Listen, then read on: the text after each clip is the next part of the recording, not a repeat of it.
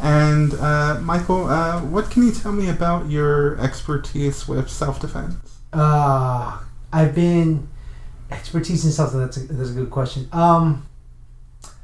I've been a self-defense instructor. I work for this company, Impact Personal Safety. Been with them for 20 years. They the type of self-defense that we provide is what's known as empowerment self-defense. And we focus mainly on providing self-defense to women, children, and then men by referral and whatnot. But I put on this big old suit and like all this gear, and women get to, learn how to actually know what it feels like to fight, and hit somebody who actually is coming at them in a realistic manner.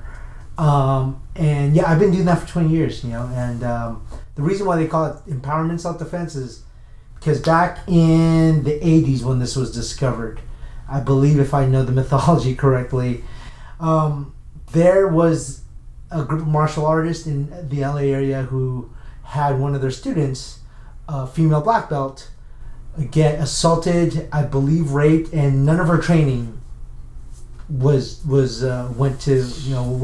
useful. Yeah. And what they found out after talking to her about everything is like they kind of reflected back on, well, is it martial arts supposed to help in this manner?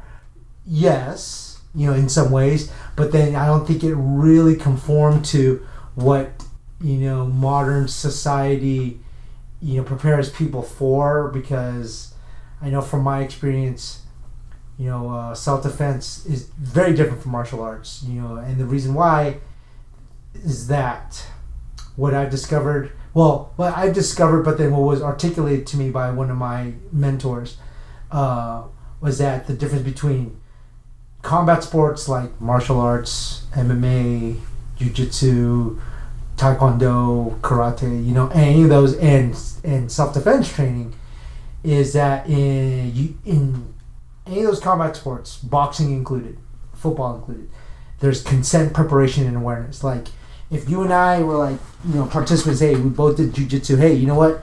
We've signed up at a place, we've consented to fight. We're gonna, in fact, let's even say we're from different schools. We know that the Worlds is coming up at this date, and so we're gonna prepare. There's this consent. But you know what? That when that's kind of like the martial art mindset, the sports combat mindset. There's consent, preparation, awareness. I'm aware. I know this is happening. Well, the woman who got assaulted, well, anybody, regardless, no one consents to getting assaulted. You and I don't wake up, in the morning and think, oh, God, you know what, today's one of those days. I think I'm going to get assaulted today. And if we knew that, we would, we'd have an extra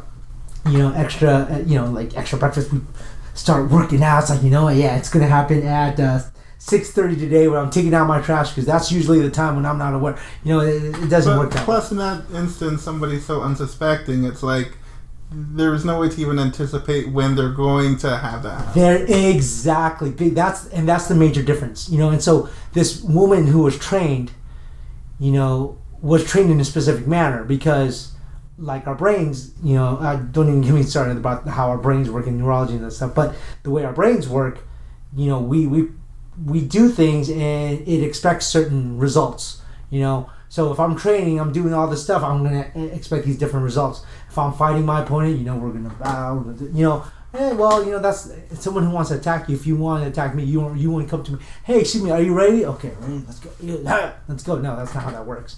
The movies, they may show two combatants do that, and they're like samurai or some sort of martial arts, but in reality, if I wanted to attack you, I'm not going to bow to you. I'm going to probably maybe talk to you a little bit and then get your guard down, and then maybe follow you, especially if, let's say you're a woman who it tends to be more vulnerable, because of socialization and stuff like that, is I'm going to do things to make myself look like a good guy and surprise you, because you're not ready for that. And martial arts training doesn't prepare you for that.